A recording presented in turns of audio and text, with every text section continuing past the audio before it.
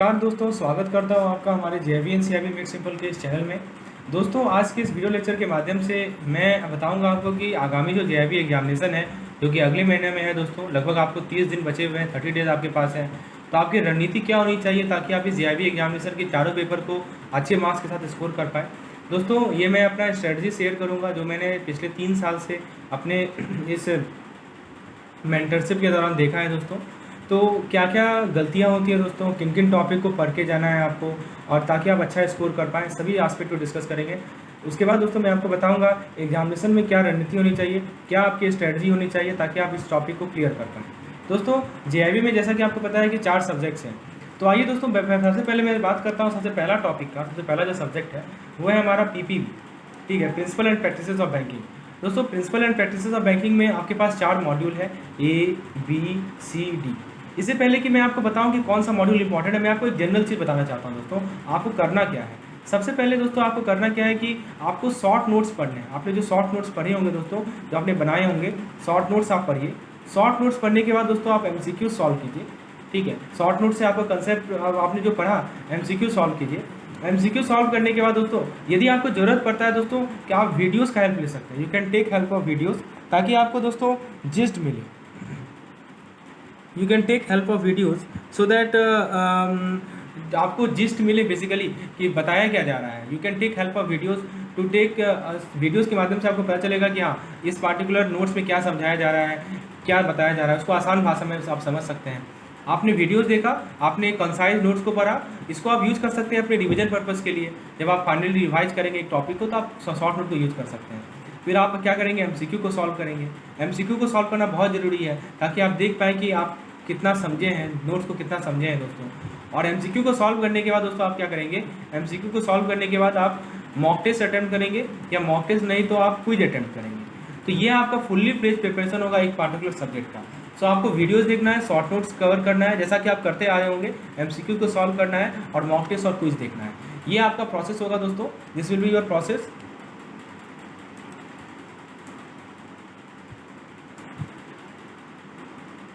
So friends, आपको मैं कुछ इंपॉर्टेंट टॉपिक के बारे में बता दूं।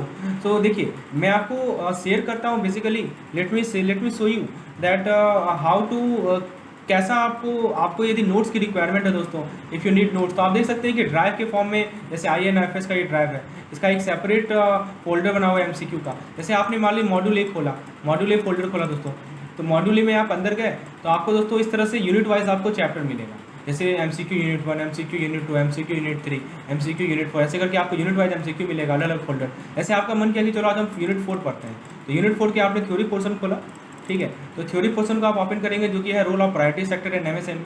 आप इसे ऑनलाइन एक्सेस कर सकते हैं। तो ये role of priority sector and MSME का यदि आपका PDF खुलेगा तो आप इसमें देख सकते हैं दोस्तों कि इस पार्टिकुलर PDF में आपको नोट्स दिए हुए हैं, शॉर्ट नोट्स दिए हुए हैं, प्रायोरिटी सेक्टर का क्या रोल है, क्या इकोनॉमिक रोल है, इसमें शॉर्ट नोट्स दिए हुए हैं। तो आप इस शॉर्ट नोट्स से रिवीजन पर्पस के लिए यूज़ कर सकते हैं। जो मेन पॉइंट है वो हाईलाइटेड रेड कलर से आप देख सकते हैं दोस्तों, you can see all the main points are highlighted using the red colour, ठीक है। तो ये जैसे INFS का आपने इस टॉपिक को पूरा पढ़ लिया, शॉर्ट नोट से समझ लिया एक एक पॉइंट को। फिर आप क्या करेंगे इसके बाद आप यूनिट 4 के MCQs पे आ जाएंगे, right. You will come to the MCQs of unit 4।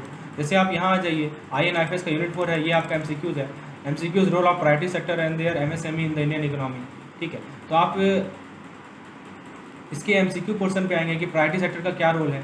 तो MCQ में आप देख सकते हैं दोस्तों कि इस प्रकार से क्वेश्चन आपको मिल जाएंगे, क्वेश्चन 1, क्वेश्चन 2, ऐसे करके बहुत सारे क्वेश्चन से दिए हुए हैं। तो आपको ये प्रोसेस रिपीट करना है सभी चैप्टर के लिए, ठीक है। अभी मैं आपको बताऊंगा कि कौन कौन से इंपॉर्टेंट चैप्टर है। फिर दोस्तों यूनिट 2 में आ जाइए, यूनिट 2 के थ्योरी पोर्शन को आपने खोला, ठीक है, उसके MCQs को आप अटेम्प्ट करेंगे।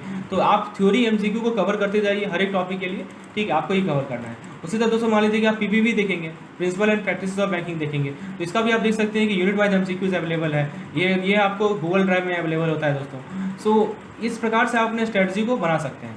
अब दोस्तों मैं आपको बताता हूँ कि कौन कौन सा इंपॉर्टेंट यूनिट्स है फॉर PPB और अलग अलग टॉपिक का, आइए डिस्कस करते हैं। उसमें ये देखा गया था कि मॉड्यूल ए से, मॉड्यूल ए था हमारा, मॉड्यूल ए है हमारा अकाउंटिंग प्रिंसिपल एंड प्रोसेस, इससे 20 से 25 मार्क्स के क्वेश्चन आए थे, जिसमें से 12 से 18 मार्क्स के क्वेश्चन थ्योरेटिकल थे और 6 से 7 मार्क्स के क्वेश्चन न्यूमेरिकल थे। अब थ्योरेटिकल थे तो किस यूनिट से थे, न्यूमेरिकल थे तो किस यूनिट से थे, आइए मैं आपको डिटेल एनालिसिस बताता हूँ। देखिए थ्योरी में बिल ऑफ एक्सचेंज यानी यूनिट नंबर 8 पेज नंबर 180 जरूर देख के जाइए। पेज नंबर 180 से 1 मार्क्स का क्वेश्चन फिक्स है। एक तरह का टेबल आपको दिया हुआ है, इसमें इंडोर्समेंट ऑफ चेक, फिर ब्लैंक ऑफ चेक से रिलेटेड जितने भी टर्म्स सब हैं उससे रिलेटेड टर्म्स दिए गए हैं, तो उसको आप जरूर देख के जाइए, 1 मार्क्स वहाँ से फिक्स है। तो दोस्तों थ्योरेटिकल क्वेश्चन यूनिट नंबर 8 से पूछा गया था, बिल ऑफ एक्सचेंज से 1 मार्क्स का क्वेश्चन। उसके अलावा यूनिट नंबर 1 से दोस्तों अकाउंटिंग स्टैंडर्ड्स, आपको पता होगा AS1 AS2 ऐसे करके 29-30 अकाउंटिंग स्टैंडर्ड्स हैं, उससे ऑब्जेक्टिव पूछे जाते हैं। और फ्रेंड्स इसका मैंने आपको शॉर्ट ट्रिक भी बताया है वीडियो के माध्यम से अकाउंटिंग स्टैंडर्ड्स का। फ्रेंड्स ये हमारा यूनिट 1 से सवाल पूछा गया था। यूनिट 3 से दोस्तों बहुत इंपॉर्टेंट है, जनरल एंट्री का सवाल पूछा जाता है। जनरल एंट्री से 4 से 5 मार्क्स के थ्योरेटिकल क्वेश्चन पूछे जाते हैं कि बताइए इसका डेबिट एंट्री क्या होगा, इसका क्रेडिट एंट्री क्या होगा। दोस्तों जनरल एंट्री को जरूर प्रैक्टिस करते जाएं। यूनिट नंबर 3 बहुत इंपॉर्टेंट है। फ्रेंड्स यदि आपको सबसे पहला प्रायोरिटी रखना है तो जो मैं आपको बता रहा हूँ यूनिट उनको प्रायोरिटी पे रखना है, क्योंकि इससे देखा गया है पिछले साल पिछला जो हमारा एनालिसिस है उसमें इससे सवाल पूछे गए हैं, तो ज़्यादातर चांस है कि क्वेश्चन रिपीट हो, कंसेप्ट रिपीट हो। उसके अलावा दोस्तों यूनिट नंबर 3 से रियल अकाउंट, नॉमिनल अकाउंट, ये सभी अकाउंट को जरूर देखे जाइए, 2 से 3 मार्क्स से क्वेश्चन पूछे जाते हैं। यूनिट नंबर 4 यानी कि BRS से, ठीक है, तो दोस्तों इसमें पासबुक और कैश बुक के बीच में डिफरेंस पूछा गया था कि विच of the following correctly explain the difference between passbook and cash book, तो जरूर इसे देख के जाइए। Unit number 11 stages of statutory account, ये बहुत इंपॉर्टेंट है। तो बेसिकली ऑडिट से रिलेटेड ये टॉपिक है। स्टैट्यूटरी ऑडिट जो होता है हमारा, उसके क्या क्या स्टेजेस होते हैं, इससे सवाल पूछा गया था, तो जरूर इसको देखे जाइए। यूनिट नंबर 11 फ्रेंड्स आपके लिए एक्सक्लूसिवली एक क्रैश कोर्स हमने लॉन्च किया है, अपने एक 1 मंथ क्रैश कोर्स लॉन्च किया गया है, जिसके अंदर दोस्तों आपको सारा कंटेंट मिलेगा। You will get PDF, you will get videos, you will get mock test. Specifically mock test को डिज़ाइन इस तरह से किया गया है ताकि आपका कोई भी कंसेप्ट छूटे ना और एकदम एग्जाम लाइक इंटरफेस आपको मिले। तो यदि आपको PDF चाहिए, वीडियोस चाहिए, मॉक टेस्ट चाहिए, everything under a single umbrella चाहिए, दोस्तों हमारा क्रैश कोर्स को आप ज्वाइन कर लें। बहुत ही नॉमिनल फी रखा गया है इस क्रैश कोर्स का, और दोस्तों आपको अल्टीमेट एडवांटेज मिलेगा इस क्रैश कोर्स से। सारा कंटेंट एक जगह पे कंसोलिडेटेड वे में मिलेगा। फ्रेंड्स कहाँ कैसे इनरोल करना है, तो लिंक आपको क्रैश कोर्स का मैं डिस्क्रिप्शन सेक्शन में प्रोवाइड कर देता हूँ, आप उस पर जाके इनरोल हो जाए। और क्रैश कोर्स में दोस्तों वही कंटेंट आपको मिलेगा जो कि एग्जामिनेशन पॉइंट ऑफ व्यू से इंपॉर्टेंट है, केवल उतना आप कर लें। आपको प्रीवियस ईयर क्वेश्चंस में जो हमारे क्विक रिवीजन सेशंस की PDF है, वो PDF, videos, mock test, and every cost is only ₹200 per subject. So quite simple, quite easy, quite आपके लिए दोस्तों काफ़ी ज़्यादा ये अफोर्डेबल है, अफोर्डेबल रेट पे मैं प्रोवाइड कर रहा हूँ। तो होपफुली आपने देखा कि मॉड्यूल ए से हमारे ये सभी एरियाज़ है जहाँ से थ्योरेटिकल क्वेश्चन पूछे जाते हैं। यहाँ तक न्यूमेरिकल एरिया की बात करें मॉड्यूल ए की, तो यूनिट नंबर 6 यानी डेप्रिसिएशन बेस्ड न्यूमेरिकल पूछा जाता है। इसमें straight line method, return down value method, इससे 2 से 3 मार्क्स के सवाल आते हैं, दोस्तों जरूर देख के जाइए। उसके बाद दोस्तों यदि मॉड्यूल बी की बात करें तो मॉड्यूल बी है हमारा financial statement and core banking system. इस मॉड्यूल बी से दोस्तों AFM में 10 से 15 मार्क्स के थ्योरेटिकल क्वेश्चन और 10 से 15 मार्क्स के न्यूमेरिकल क्वेश्चन आते हैं। जहाँ तक थ्योरेटिकल यूनिट की बात करें तो यूनिट नंबर 14 बहुत ही इंपॉर्टेंट है। इसमें दोस्तों कंपनी अकाउंट में टाइप्स ऑफ कंपनी को जरूर देखे जाइए, 2 से 3 मार्क्स के सवाल पूछे जाते हैं। उसके बाद यूनिट नंबर 14 से ही स्वेट इक्विटी शेयर क्या होता है, इसको देखे जाइए। यूनिट नंबर 14 से LLP यानी limited liability partnership, over subscription share, इन सभी से सवाल पूछे जाते हैं, दोस्तों जरूर देख के जाइए। तो आप देख सकते हैं यूनिट नंबर 14 का काफ़ी ज़्यादा वेटेज है फ्रॉम द मॉड्यूल बी। उसके अलावा यदि हम नेक्स्ट यूनिट की बात करें तो यूनिट नंबर 12 यानी बैलेंस शीट का डेफिनेशन से दोस्तों डेफिनेशन पूछा जाता है बैलेंस शीट से रिलेटेड कि ये बेसिकली नेटवर्थ क्या है, और भी जो हमारे अलग अलग एस्पेक्ट है, एसेट क्या होता है, लायबिलिटीज़ क्या होते हैं, तो इससे सवाल पूछे जाते हैं 1 से 2 मार्क्स के। और यदि हम न्यूमेरिकल एरियाज़ की बात करें, फिर talk about the numerical areas, then we have unit number 13। Unit number 13 में दोस्तों कॉस्ट ऑफ गुड्स सोल्ड, पिछले बार COGS से 1-2 मार्क्स का क्वेश्चन पूछा गया था, right, it was just like a case study. So please go through this unit number 13 and specially cost of goods sold. और भी दोस्तों यूनिट नंबर 13 में और भी न्यूमेरिकल ओरिएंटेड यूनिट्स टॉपिक्स हैं, उससे भी जरूर देखे जाइए।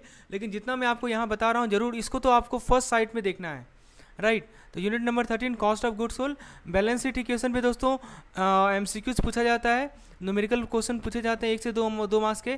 तो please go through this balance sheet equation as well as cost of goods sold, very important. Now let's come to the module number C, financial management. दोस्तों न्यूमेरिकल की बात करें तो देख सकते हैं सबसे ज़्यादा वेटेज इसी मॉड्यूल का है। 20 से 25 मार्क्स के न्यूमेरिकल क्वेश्चन हमारे मॉड्यूल सी से आते हैं, यानी एएफएम के मॉड्यूल सी से 20 से 25 मार्क्स के क्वेश्चन आते हैं। और थ्योरेटिकल वेटेज कंपेरेटिवली कम है, 10 से 15 मार्क्स के क्वेश्चन आते हैं। If you talk about the numerical area दोस्तों, the most important topic from this particular module is ratio analysis. Ratio analysis सबसे ज़्यादा इंपॉर्टेंट टॉपिक है दोस्तों from this particular unit from numerical point of view. तो please go through ratio analysis. दोस्तों ratio analysis में आपसे different types of ratios, quick ratios क्या हैं, आपसे सॉल्वेंसी रेशियोज, जितने भी तरह के रेशियोज हैं, I go through each and every point. We have consolidated 300 plus MCQs, 3000 plus MCQs, which is designed to cover each and every aspect related to this particular unit. You can opt for that also. आपको यदि quick MCQs की requirement है तो we have 3000 plus MCQs specifically designed for this particular subject. Okay, so if you are interested for these MCQs, what you need to do, you need to WhatsApp me on this particular number. I will provide you the detail how to access this particular video. Okay, now we have talked about the numerical topic. numerical topic आपने देखा। अब दोस्तों unit number 21 से एन्युटीज से भी सवाल आते हैं। एन्युटीज में भी आपको पता होगा डिफरेंट टाइप्स ऑफ एन्युटीज होते हैं, 4 मेजर टाइप ऑफ एन्युटीज होते हैं, उसे न्यूमेरिकल क्वेश्चन पूछ लिया जाता है।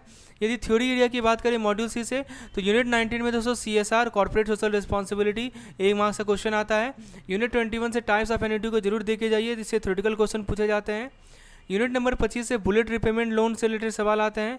और यूनिट नंबर 25 से एक और इंपॉर्टेंट टॉपिक है IRR, internal rate of return, NPV, net present value. तो इस पे हो सकता है प्रोजेक्ट कितना फिजिबल है। तो आपने देखा दोस्तों module A, module B, module C, अब हम लोग मॉड्यूल डी की बात करते हैं। तो मॉड्यूल डी दोस्तों टैक्सेशन से रिलेटेड है।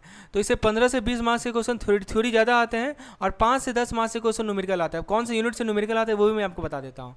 देखिए थ्योरी में यूनिट नंबर 29 नंबर यूनिट से दोस्तों सेक्शन के रिलेटेड जो टैक्सेशन वाला रूल है, बहुत इंपॉर्टेंट यूनिट है। देख सकते हैं इसे सेक्शन 10 IT एक्ट पूछा गया था, डिडक्शन अंडर सेक्शन। अब देखिए बहुत सारे सेक्शंस है, उसके अंदर कितना कितना डिडक्शन है, इससे रिलेटेड सवाल पूछे गए थे। उसके अलावा दोस्तों यूनिट नंबर 32 में कॉस्टिंग मेथड्स, बहुत सारे कॉस्टिंग मेथड्स हैं। Please go through the methods. 3 marks questions were expected, were asked from this particular unit. And from unit number 34 marginal costing, question based on marginal costing were asked. यदि हम numerical areas की बात करें तो unit number 34 से दोस्तों CVP analysis, PV ratio, BEV, break even point, very very important. 6 marks का question straightforward आपको आएगा इस पार्टिकुलर यूनिट से। तो न्यूमेरिकल पॉइंट ऑफ व्यू से यूनिट नंबर 34 बहुत इंपॉर्टेंट है दोस्तों। ये था हमारा ABCD चारों मॉड्यूल का सबसे इंपॉर्टेंट यूनिट्स। सो आपको इसे तो स्किप नहीं करना है। इसके अलावा दोस्तों और भी जो इंपॉर्टेंट मॉड्यूल्स हैं उसे आपको जरूर देख कर जाना है। तो निश्चित रूप से ये आपको एक एनालिसिस, प्रॉपर एनालिसिस मिला होगा कि कैसे आपको अपने स्ट्रेटजी को प्रीवियस ईयर क्वेश्चन के अकॉर्डिंगली ओरिएंट करना है, और इन सभी टॉपिक को तो पहले देख के जाना है दोस्तों। यदि हम लोग बात करते हैं INIFS एग्जाम पैटर्न की, so friends this particular analysis has been brought exclusively from our channel JAV and CIB made simple. इसमें आपको प्रॉपर एनालिसिस करके जो पिछला एग्जाम हुआ है उसके बेसिस पे आपको बताया जा रहा है कि हाँ इस सब यूनिट के इस टॉपिक को जरूर देख के जाइए। तो चलिए दोस्तों मॉड्यूल 1 की बात करें, इंडियन इकोनॉमिक आर्किटेक्चर की। तो यूनिट नंबर 3 से नीति आयोग के एजेंडा को देखे जाइए, 1 से 2 मार्क्स से क्वेश्चन पूछे जाते हैं। यूनिट नंबर 5 से 5 से 8 मार्क्स से क्वेश्चन पूछे जाते हैं थ्योरेटिकल में। जैसे देखिए बहुत इंपॉर्टेंट है यूनिट नंबर 5, इससे रोप वे, पर्वतमाला योजना, आयुष्मान भारत, गति शक्ति, भारतमाला। दोस्तों इस पे बहुत सवाल पूछे गए थे unit number 5, very very important. यदि आप मॉड्यूल ए की बात करें तो यूनिट नंबर 5 का सबसे ज़्यादा इंपॉर्टेंट है। एक एक लाइन को गो थ्रू होते जाइए, बहुत परियोजना से बहुत सारे सवाल पूछे जाते हैं।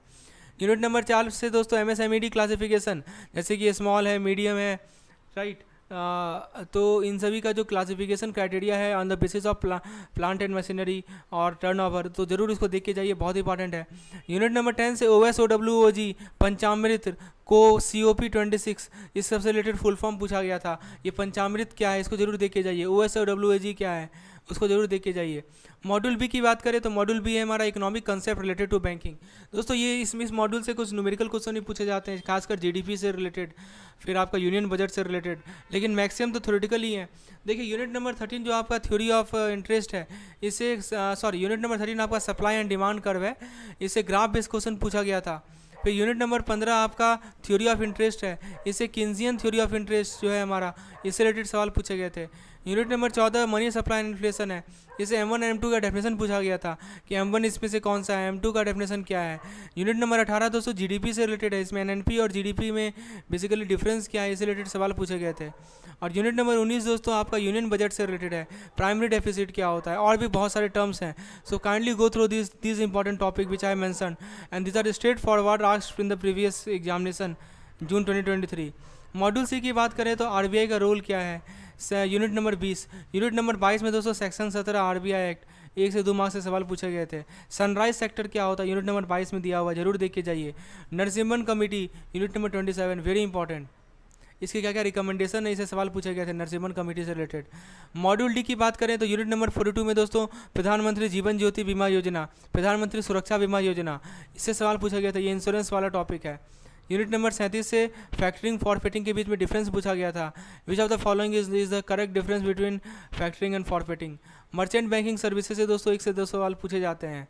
REITS INVITS, इससे 1 से 2 मार्क्स के क्वेश्चन पूछे जाते हैं and this correspond to unit number 25। Unit number 30 से दोस्तों मनी मार्केट के characteristics, please go through this. और SDL हमारा यूनिट नंबर 32। तो फ्रेंड्स होपफुली आपको IAFS का क्लियर हो गया होगा। बिना देरी किए हुए अपने पहले यूनिट के साथ पहला यूनिट आपके स्क्रीन पर बैंकर कस्टमर रिलेशनशिप में आप सबसे पहले तो 1.3 नंबर यूनिट है जो कि रिलेटेड है बैंकर कस्टमर रिलेशनशिप से, जो कि टॉपिक का नाम ही है। तो कस्टमर कौन होता है, डेबिट क्रेडिटर, डेबिटर क्रेडिटर कौन है, क्रेडिटर डेटर कौन है, ये बेसिक चीज़ों को पढ़िए। उसके बाद बैंक एक ट्रस्टी के रूप में काम करती है, ये 1.4 में दे रखा है, ये भी इंपॉर्टेंट है। और इंडेमनीफायर और इंडेमनीफाइड का रिलेशनशिप कैसा होता है, खासकर ये जरूर देख के जाइए। अब देखिए इन सभी रिलेशनशिप को, चाहे वो बेली बेलर हो, एजेंट प्रिंसिपल हो, लेसर लेसी हो, सभी को समराइज किया गया है एक टेबल फॉर्मेट में, जो कि आपको 1.8.1 नंबर टॉपिक में मिल जाएगा। टॉपिक का नाम है बैंकर कस्टमर रिलेशनशिप समराइज्ड। इसको तो जरूर आप अच्छे से देख लीजिए, इस टेबल को याद ही कर लीजिए, क्योंकि इससे सवाल आता ही है। 1 या 2 मार्क्स का सवाल आएगा कि जैसे मान लीजिए कि डीडी वाला केस है, तो उस केस में बैंक और कस्टमर के बीच में क्या रिलेशनशिप होगा, या कोई और केस दे देगा, इसमें बताइए कि बैंक और कस्टमर का कैसा रिलेशन है। तो प्लीज़ आपसे रिक्वेस्ट है कि ये जो चार्ट है, ये जो टेबल है बुक में दे रखा है, इसे आप गो थ्रू हो जाइए। उसके बाद जो एक इंपॉर्टेंट टॉपिक है जहाँ से सवाल बनता है वो है हमारा इलेक्ट्रॉनिक कार्ड और पेमेंट सर्विसेज। ठीक है, इसके अंदर बहुत सारे कार्ड्स और सर्विसेज के बारे में बताए गए हैं। ठीक है, तो इसको आप देख लीजिए। और बाकी जो रेमिटेंस सर्विसेज है ये तो आप आगे भी देखेंगे, क्योंकि ये रिपीटेड चीज़ है, तो इसको अभी हम लोग अवॉइड कर रहे हैं। चलिए, तो इतना टॉपिक आपको यूनिट नंबर 1 से अवश्य देख के जाना है। आगे हम लोग यूनिट नंबर 2 पे आते हैं। यूनिट नंबर 2 दोस्तों बहुत इंपॉर्टेंट टॉपिक है, AML KYC गाइडलाइन, ये नए सिलेबस में ऐड हुआ था। तो सबसे पहला तो इसमें आता है कि मनी लॉन्ड्रिंग के कौन कौन से स्टेजेस होते हैं, उन सभी को अच्छे से पढ़िए। फिर देखो, एक तो होता है आपका ML होता है, एक होता है आपका FT क्या होता है, financing of terrorism, right, financing of terrorism को FT बोलते हैं। तो अब इन दोनों के स्टेजेस क्या क्या होते हैं, what are the stages involve in ML, what are the stages involve in FT, please go through it. अच्छा, उसके बाद बात आती है कि जो हमारा PMLA है, prevention of money laundering act है, इसका क्या ऑब्जेक्टिव है, क्यों इस एक्ट को लाया गया, what are the objective of this particular act, इसे पढ़िए आप। और फिर उसके बाद बात आती है कि आप यदि मनी लॉन्ड्रिंग करेंगे, ये तो एक तरह का ऑफेंस है ही है, तो उसका क्या आपको पनिशमेंट मिलेगा। ठीक है, तो उसके बारे में डिटेल दिया हुआ है ये 2.2.1 नंबर टॉपिक में। ठीक है, तो ये जो मैंने ऑरेंज कलर से हाईलाइट किया है ना, येलो कलर से, आपको इतना ही टॉपिक सबसे इंपॉर्टेंट है जो कि देखना है। उसके बाद दोस्तों KYC पॉलिसी। ठीक है, KYC पॉलिसी में जो की एलिमेंट्स होते हैं, what are the key elements of this KYC policy, बहुत इंपॉर्टेंट है। FATF, ठीक है, फाइनेंशियली आइडेंटिफाइड टास्क फोर्स, तो इसके जो जुरिडिक्शन होते हैं वो कौन कौन से जुरिडिक्शन है। रिपोर्टिंग ऑब्लिगेशन, यानी कौन से कहाँ पे रिपोर्ट करना है, कब रिपोर्ट करना है, किसे रिपोर्ट करना है, everything you have to see it, right. ये 2.11 में है। जैसे आपको CTR है, STR है, ठीक है, इसको कब रिपोर्ट करना है, किसे रिपोर्ट करना है, ये सब चीज़ देखना है, और ये हमारे रिपोर्टिंग ऑब्लिगेशन में दे रखा है। तो ये सभी टॉपिक दोस्तों यूनिट नंबर 2 से बहुत इंपॉर्टेंट रोल प्ले करते हैं। अब हम लोग आते हैं यूनिट नंबर 3 पे, जो कि बेस्ड है ऑपरेशनल एस्पेक्ट ऑफ KYC। तो इसमें सबसे पहला जो यूनिट है वो है 3.2.3 जो कि बेस्ड है customer due diligence procedure, CDD बोलते हैं इसको। क्या बोलते हैं? CDD। तो कस्टमर ड्यू डिलिजेंस प्रोसीड्यूर में क्या बात हो रही है, तो उसमें जैसे आपसे पूछ लिया जाएगा कि इनमें से कौन सा ऑफिशियली वैलिड डॉक्यूमेंट नहीं है, ठीक है, फिर अपडेटेड एड्रेस, माइनर के केस का जितना भी पॉइंट्स हैं, तो ये सभी चीज़ हमारी CDD के अंदर आती हैं, जैसे that is called customer due diligence. और यदि हम बात करें कस्टमर ड्यू डिलिजेंस के बाद जो इंपॉर्टेंट पॉइंट है, अब जैसे मान लीजिए कि एक पर्सन है जिसके पास कोई ऑफिशियली वैलिड डॉक्यूमेंट नहीं है, ठीक है, तो उस केस में ही आपको क्या करना है, ठीक है, तो ये सभी चीज़ें हमारे CDD के ही पोर्शन में आता है। उसके बाद दोस्तों आता है जो हमारा alternate mode of CDD procedure है, इसके अंदर क्या क्या आ सकता है, जैसे VCIP आप जानते होंगे, ठीक है, तो ये VCIP के बारे में डिटेल जानना, ठीक है, इसको क्या बोलते हैं, video based customer identification process, ठीक है, तो ये VCIP देख लीजिए। उसके अलावा VCIP का क्या क्या इंपॉर्टेंट एस्पेक्ट्स हैं और ये चीज़ आपको देखनी है। उसके बाद जो नेक्स्ट टॉपिक है वो है हमारा CKYCR यानी सेंट्रल KYC रिकॉर्ड रजिस्ट्री। तो दोस्तों इसमें बहुत सारे इंपॉर्टेंट पॉइंट है, ये एक पेज में ना सारा डिटेल इसमें दिया गया है, इसको आपको देख के जाइए। और फाइनली बात आती है रिकॉर्ड मैनेजमेंट की, राइट। आफ्टर दैट अच्छा इसमें सरसई भी एक इंपॉर्टेंट चीज़ है, CKYCR में सरसई भी आएगा।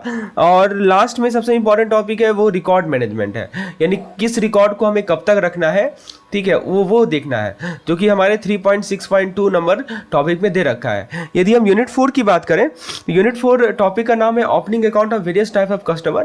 तो बहुत इंपॉर्टेंट टॉपिक है क्योंकि आप इसमें बहुत तरह के कस्टमर से डील करेंगे, उनके बारे में जानेंगे और उनके अकाउंट को कैसे ओपन किया जाता है। तो खासकर यदि एग्जामिनेशन पॉइंट ऑफ व्यू से जो ज़्यादा इंपॉर्टेंट टॉपिक है वो सबसे पहला है आपका अकाउंट ऑफ माइनर्स के अकाउंट को जरूर देखिए। ये 4.2.5 में लिखा गया है।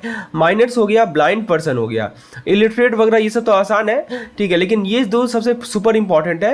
एक तो ब्लाइंड पर्सन का अकाउंट को कैसे ओपन किया जाए और दूसरा है माइनर के अकाउंट। खासकर माइनर से केस स्टडी पूछा जाता है, ठीक है। तो जैसे मान लीजिए कि माइनर का अकाउंट है तो उसके लिए क्या क्या रूल्स ऑफ ऑपरेशन है, कौन सा एक्ट है जो कि गवर्न करता है,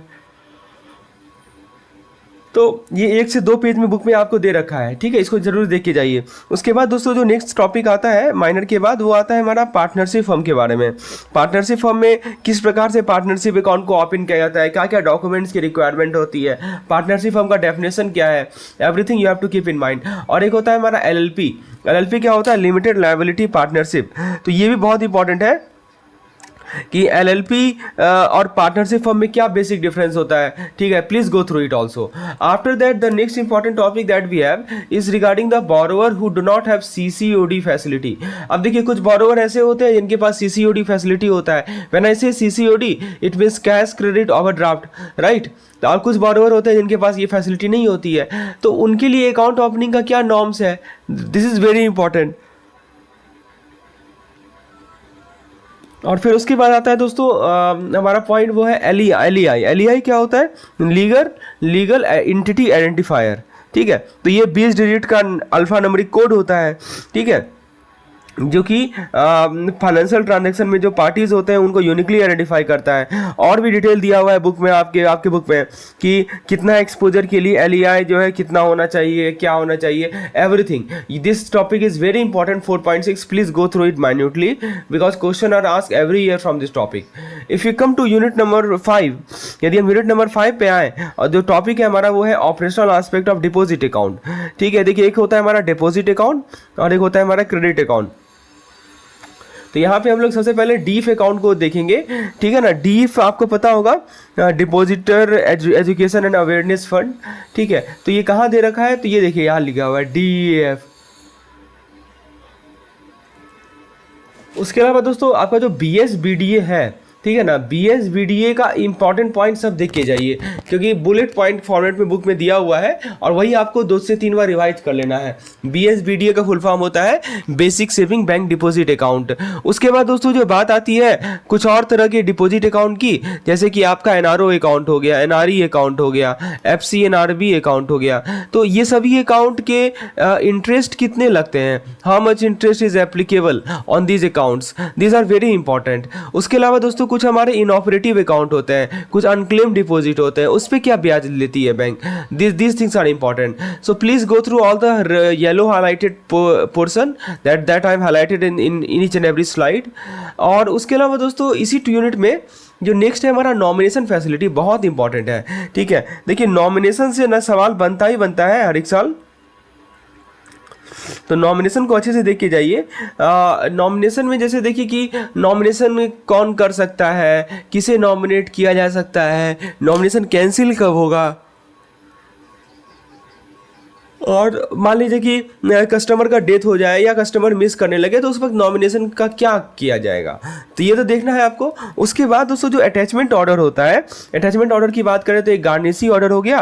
ठीक है, तो गार्निशी ऑर्डर क्या होता है, इसमें केस स्टडी पूछा जाएगा। जैसे कोर्ट में बैंक में जो है गार्निशी ऑर्डर गया कोर्ट, तो बैंक चेक को पेमेंट करेगी कि नहीं करेगी, इस प्रकार का केस स्टडी, मतलब आपके अंडरस्टैंडिंग पे बेसिस पे क्वेश्चन पूछा जाता है। तो सबसे पहले तो चीज़ों को समझने का प्रयास कीजिए कि गार्निशी ऑर्डर होता क्या है। और उसके अलावा जो दूसरी तरह के अटैचमेंट ऑर्डर होते हैं, ठीक है, जैसे कि इनकम टैक्स 1961 के अंदर कुछ अटैचमेंट ऑर्डर होता है, उसको भी देख के जाइए। तो ये 5.9 पूरा का पूरा टॉपिक ही इंपॉर्टेंट है दोस्तों। आपको मैं बता दूं कि ये जो भी मैं कंटेंट आपके साथ प्रस्तुत कर रहा हूं, यदि आपको इसके पीडीएफ की रिक्वायरमेंट है, इसके वीडियोस की रिक्वायरमेंट है, इससे रिलेटेड क्विजेस की रिक्वायरमेंट है, तो मुझे व्हाट्सएप कर सकते हैं इस पार्टिकुलर नंबर पर, क्योंकि हमारे पास सारा इंपॉर्टेंट कंटेंट्स अवेलेबल है जो कि आपको एग्जामिनेशन पॉइंट ऑफ व्यू से बहुत मददगार साबित होगी। चलिए आगे बढ़ते हैं हम लोग। नेक्स्ट यूनिट है हमारा यूनिट नंबर 6। यूनिट नंबर 6 में दोस्तों CTS बहुत इंपॉर्टेंट है, इसीलिए देख सकते हैं आप कि CTS से ना लगभग 3 से 4 सवाल पूछे जाते हैं। CTS होता क्या है, CTS का कैरेक्टरिस्टिक्स क्या है, CTS का फुल फॉर्म क्या होता है, चेक ट्रंकेशन सिस्टम, ठीक है, CTS के लिए क्या क्या अप्रोचेज है, प्रोसेस फ्लो क्या होता है, बैंक के लिए और कस्टमर के लिए CTS का क्या डिफरेंसेज है, CTS का चेक का इमेज देख लीजिए, पॉजिटिव पे सिस्टम क्या होता है, शॉर्ट में इसको PPS बोला जाता है। क्या बोला जाता है? PPS का मतलब क्या हुआ? Positive pay system. ठीक है, तो CTS से रिलेटेड जितने भी पॉइंट्स हैं उसको अच्छे से क्लियर कीजिए, बहुत इंपॉर्टेंट है। अच्छा, एक और चीज़ है जो कि मैं बताना चाहता हूँ, वो है कलेक्शन ऑफ अकाउंट पेई चेक। तो मान लीजिए कि कोई अकाउंट पेई चेक है, ठीक है, उसको आपको कलेक्ट करना है, तो कैसे कलेक्ट करेंगे, उसके लिए क्या नियम बना के रखा है इन्होंने। और फिर एक और चीज़ है, वो है 6.3.4 में, उसमें आपसे बताया जा रहा है कि जो चेक है, जो इंस्ट्रूमेंट है जो कि ट्रांजिट में लॉस्ट हो गया, क्लियरिंग प्रोसेस में लॉस्ट हो जाए या पेइंग बैंक ब्रांच पे खो जाए, तो उस केस में क्या किया जाए। Very important. कभी कभी होता है ना कि लॉस्ट हो गया ट्रांजिट में, right, then what should you do. So that is what we will study in this particular session, and I have already covered all this thing. Now unit number 7 that deals with the banker special relationship. तो इसमें तो सबसे पहले mandate देखिए कि mandate होता क्या है, मैंडेट के बाद पावर ऑफ अटॉर्नी क्या होता है, पावर ऑफ अटॉर्नी का डेफिनेशन क्या है। I think I have missed one thing, this is also very important, power of attorney definition, sorry friends, and delegation of power. उसके बाद आता है दोस्तों बैंकर्स लीन। तो बैंकर्स लीन में एक आता है हमारा जनरल लीन, ठीक है, तो जनरल लीन देख लीजिए। उसके अलावा एक आता है हमारा पार्टिकुलर लीन। जनरल लीन क्या होता है, पार्टिकुलर लीन क्या होता है, ठीक है, फिर कौन सा कब राइट अप्लाई कर सकते हैं, everything have been written. And then after comes write off appropriation, कि एप्रोप्रिएशन होता क्या है, उसमें क्या क्या राइट्स दिए गए हैं, तो this is also very important. तो मैंडेट का definition, bankers lien, write off appropriation, this are very important. Now let's come to unit number 8। Unit number 8 में दोस्तों जो दो सबसे इंपॉर्टेंट टॉपिक है वो है फेमा। फेमा पता है क्या होता है, फॉरेन एक्सचेंज मैनेजमेंट एक्ट को फेमा बोलते हैं। तो फेमा का मेन फीचर्स क्या क्या है, what are the main features of FEMA, this is the first thing that you have to study. And the second thing is what are the approved remittance methods in India. ठीक है, अब देखिए यदि हम remittance method की बात करें तो specifically we are talking about inward remittance, इसको हम लोग बोलते हैं फॉरेन एक्सचेंज मैनेजमेंट एक्ट। तो फेमा का मेन फीचर्स क्या क्या है, ये आपको 8.2.2 यानी 8.2.2 नंबर जो टॉपिक है इसमें आपको फेमा के बारे में ही बताया जा रहा है कि फेमा का मेन फीचर्स क्या है। उसके बाद दोस्तों कुछ इंपॉर्टेंट डेफिनेशंस दिए गए हैं, ठीक है। इस डेफिनेशन को अच्छे से देख लीजिए क्योंकि डेफिनेशन से सवाल बराबर पूछे जाते हैं, ठीक है। कि अब देखिए जो फॉरेन एक्सचेंज टॉपिक है इसमें बहुत सारे डेफिनेशंस होते हैं, तो उससे सवाल देखे गए हैं कि पूछे जाते हैं। जैसे मैं आपको एग्जांपल बताऊं कि जैसे कि ओवरसीज OCI कौन होते हैं, पिछली बार एक डेफिनेशन आया था OCI कौन होते हैं, ओवरसीज सिटीजन ऑफ इंडिया कौन होते हैं। तो आप बुक में देखेंगे ना, इसके लिए बहुत सारा कंडीशंस दिया गया है, तो इसीलिए मैं बोल रहा हूँ कि डेफिनेशन को जरूर अच्छे से पढ़ के जाइए। फिर बात आती है हमारा approved remittance method to India, यानी भारत में रेमिटेंस मेथड का कौन कौन सा मेथड का अप्रूवल मिला हुआ है, ठीक है। तो ये एक इम्पॉर्टेंट पार्ट है जो कि हमारे 8.5.2 नंबर टॉपिक में दे रखा है इन्होंने। और देखिए जो हमारा फॉरेन एक्सचेंज का विड्रॉल होता है उसका ड्रॉ करना, उसका पे क्या क्या प्रोहिबिशन है, कहाँ कहाँ रोक लगाया गया है, ठीक है, जो कि हमारा 8.6.3 नंबर टॉपिक है, prohibition on withdrawal of foreign exchange. और फाइनली सबसे जो इंपॉर्टेंट टॉपिक है वो है हमारा LRS। LRS आप जानते हैं ना, LRS होता है हमारा लिबरलाइज रेमिटेंस स्कीम, शॉर्ट में इसको LRS बोला जाता है, ठीक है। ये 8.6.6 नंबर यूनिट है। तो LRS को अच्छे से पढ़िए, LRS के फीचर्स क्या क्या होते हैं, ठीक है। और फिर उसके बाद परमिसेबल अमाउंट क्या होता है, पर्पस क्या होता है, ठीक है, कौन कौन से किस पर्पस के कारण परमिशन दिया जाता है, कहाँ परमिशन नहीं दी जाती है, ठीक है।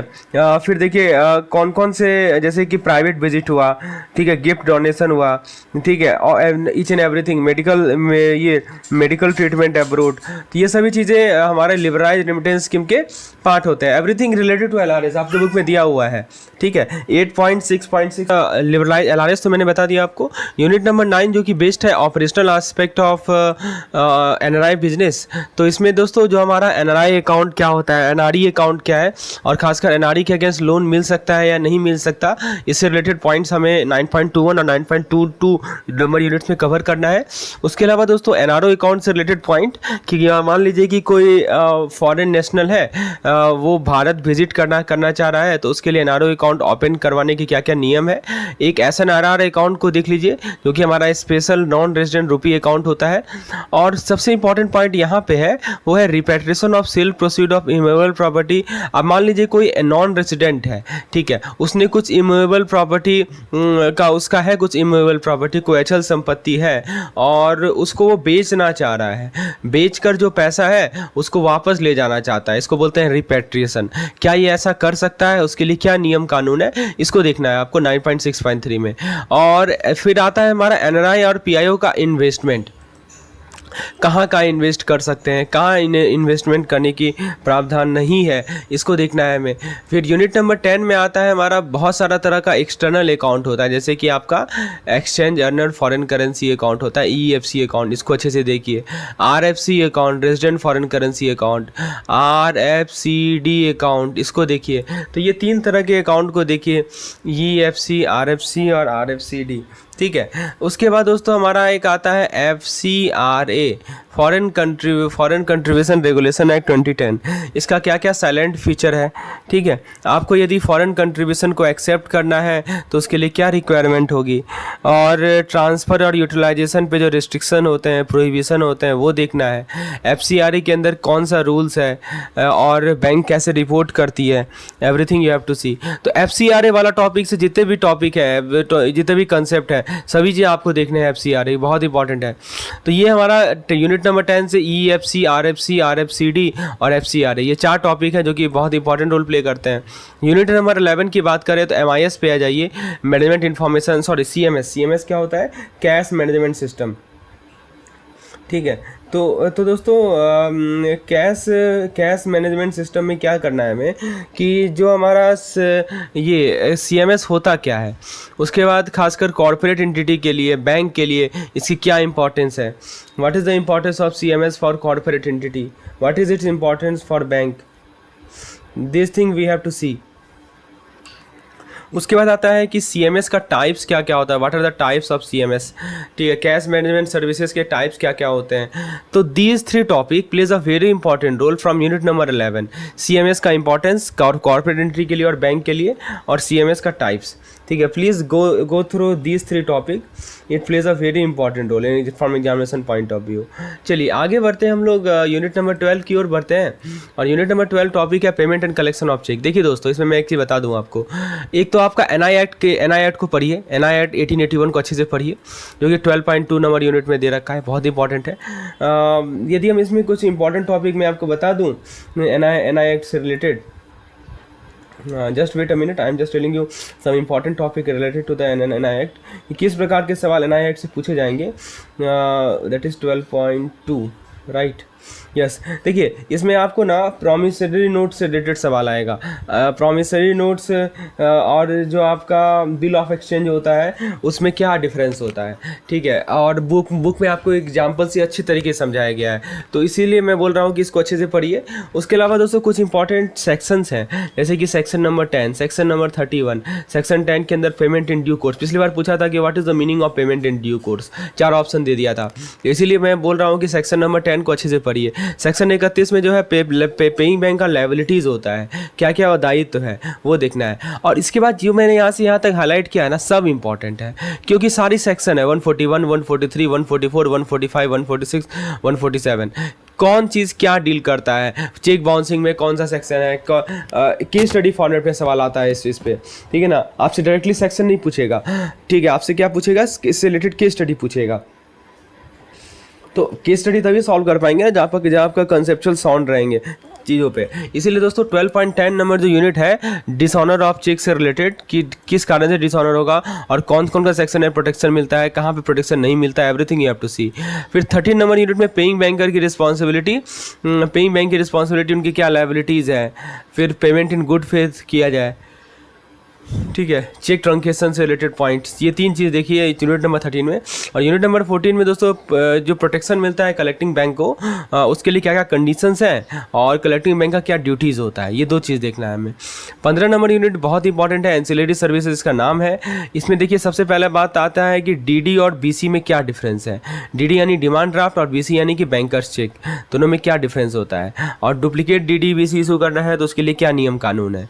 उसके बाद एनईएफटी और आरटीजीएस के रिलेटेड पॉइंट देख लीजिए। तो आप बार बार देखते आ रहे हैं, लेकिन फिर भी कुछ चीज़ें हो सकती हैं कि नया चीज़ आपको जानकारी मिले जब आप इसके टेक्स्ट थ्रू गो थ्रू होंगे, ठीक है। उसके बाद दोस्तों ये जो हमारा लॉकर वाला कंसेप्ट है ना, इसमें सब इम्पॉर्टेंट है। जनरल लॉकर क्या होता है, हायरिंग कैसे हम लॉकर को हायर करें, फिर इंफ्रास्ट्रक्चर और सिक्योरिटी क्या होता है, लॉकर ऑपरेशन कैसे किया जाए, नॉमिनेशन फैसिलिटी क्या होता है।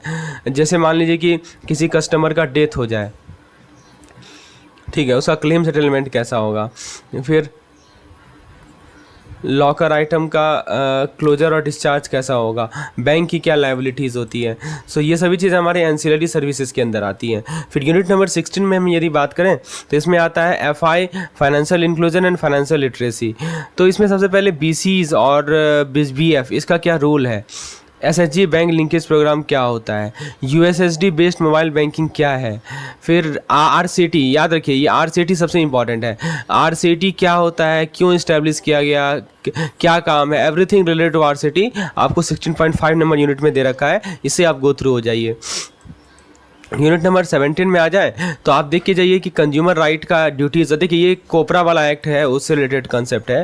तो इसमें देखिए जो आपका बैंक का इंटरेस्ट डिस्क्लोज़र, मतलब बैंक खुद अपना डिस्क्लोज करेगी इंटरेस्ट को।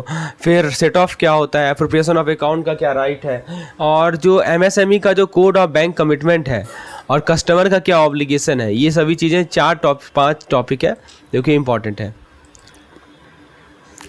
19 दोस्तों आपका आरबीआई का इंटीग्रेटेड ओम्बड्समैन स्कीम है, बहुत इंपॉर्टेंट टॉपिक है ये। 19.4 नंबर यूनिट जितना भी है ना, जितना भी चीज़ है सब इंपॉर्टेंट है कि ओम्बड्समैन स्कीम है क्या, इसका ऑर्गेनाइजेशन एस्पेक्ट कैसा है, मतलब इसके ऑर्गेनाइजेशन में कौन कौन होते हैं, फिर कंप्लेंट फाइल करने का प्रोसेस क्या है, इंफॉर्मेशन को कॉल करने का पावर किसके पास है, कंप्लेंट का प्रोसेसिंग कैसे होगा, ओम्बड्समैन अवार्ड देती है तो कैसे देगी, एपीलेट अथॉरिटी के सामने अपील कैसे किया जाएगा, नॉन मेंटेबिलिटी ऑफ कंप्लेंट का ग्राउंड क्या होगा, ठीक है, ओम्बड्समैन ने कंप्लेंट को रिजेक्ट किया तो कैसे करेगा, फिर ओम्बड्समैन की पावर क्या है, फंक्शन क्या है, अवार्ड जो पास हुआ उसका इलस्ट्रेटिव केस दिया हुआ है। तो 19.4 के जितने भी टॉपिक है सबसे अच्छे से देख के जाइए। और 20 नंबर जो हमारा यूनिट है उसमें कंज्यूमर कौन होते हैं, कंज्यूमर राइट क्या है। फिर आप देखिए कुछ काउंसिल्स बनाए गए हैं कंज्यूमर प्रोटेक्शन के लिए, जैसे स्टेट लेवल पे, सेंट्रल लेवल पे, डिस्ट्रिक्ट लेवल पे, और फिर इनका जुरिडिक्शन क्या क्या है। तो ये सभी टॉपिक इंपॉर्टेंट है। 21 यूनिट में आरटीआई के बारे में है। आरटीआई होता है राइट टू इन्फॉर्मेशन एक्ट। तो आरटीआई होता क्या है, सीपीआईओ कौन होते हैं, सीआईओ कौन होते हैं, एसआईसी कौन होते हैं, तो यानी कि आपका state information commission, central information commission. फिर हमारा जो पब्लिक इन्फॉर्मेशन पीआईओ होते हैं, उनका डेजिग्नेशन क्या होता है। ठीक है, ये सभी सवाल इंपॉर्टेंट है।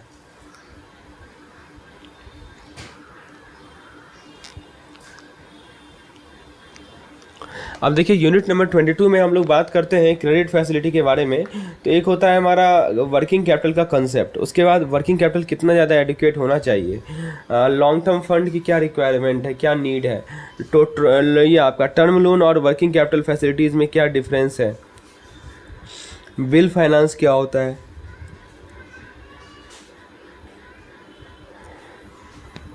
फिर आपका नॉन फंड बेस्ड फैसिलिटीज़ क्या होते हैं। फिर 23 नंबर यूनिट में क्या है हमारा वर्किंग कैपिटल का असेसमेंट। वर्किंग कैपिटल क्या है, कंपोनेंट्स क्या क्या होते हैं, ऑपरेटिंग और वर्किंग कैपिटल साइकिल क्या होता है, फिर कैसे वर्किंग ऑपरेटिंग साइकिल के कंपोनेंट को कंप्यूट करें, वर्किंग कैपिटल रिक्वायरमेंट यानी फंड बेस को कैसे एसेस करें, नॉन फंड बेस्ड फैसिलिटीज़ को कैसे असेसमेंट करें।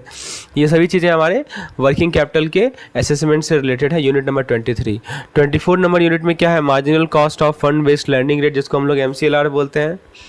उसके बाद आता है हमारा मैनेजमेंट ये exemption from benchmark based lending interest rate.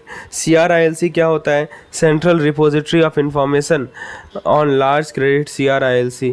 Goods के against advance, warehouse receipt के अगेंस्ट एडवांस।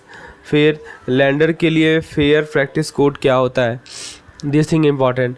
यूनिट नंबर 25 में हम लोग स्टॉक ऑफ गुड्स का वैल्यूएशन कैसे करेंगे, बैंकर क्या प्रिकॉशन लेंगे, पॉलिसी का असाइनमेंट कैसे होगा, और जो अभी एडवांस शेयर डिवेंचर या बॉन्ड के अगेंस्ट दी जाती है उनके अगेंस्ट जनरल गाइडलाइंस क्या है।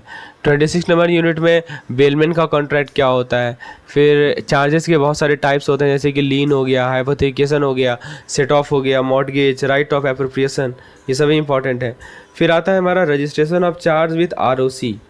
ठीक है, तो ROC के साथ यदि हमें चार्ज को रजिस्टर कराना है तो कैसे होगा चार्ज रजिस्टर। ठीक है, इसको बोलते हैं registration of charge with ROC। तो चार्ज होता क्या है, कैसे चार्ज को रजिस्टर करवाया जाए, सो दिस थिंग्स ये हमारा 26.6 में है। डॉक्यूमेंटेशन की बात करें तो डॉक्यूमेंट की ज़रूरत क्या होती है, डॉक्यूमेंट का स्टाम्पिंग कैसे होता है, लीगल प्रोसीड्यूर क्या है डॉक्यूमेंट का, डॉक्यूमेंटेशन का। फिर डॉक्यूमेंट को सेफ कीपिंग कैसे करवाया जाता है, प्रिजर्वेशन कैसे रखा जाता है। तो ये सभी चीज़ हमारे। सबसे पहले दोस्तों मैं फिर से बता दूं, वीडियोस देखिए, वीडियो से आपको टॉपिक का जिस्ट पता चलेगा। कम समय है दोस्तों, आपके पास ज़्यादा समय बचा नहीं है, वीडियोस देखिए। उसके बाद आप दोस्तों कंसाइज नोट्स को रेफर कीजिए। हमारे चैनल पे सारा कंटेंट आपको मिलेगा, वीडियोस मिलेगा, कंसाइज नोट्स मिलेगा, और कंसाइज नोट्स के बाद दोस्तों आप MCQ को सॉल्व कीजिए और फिर आप क्विज अटेम्प्ट कीजिए।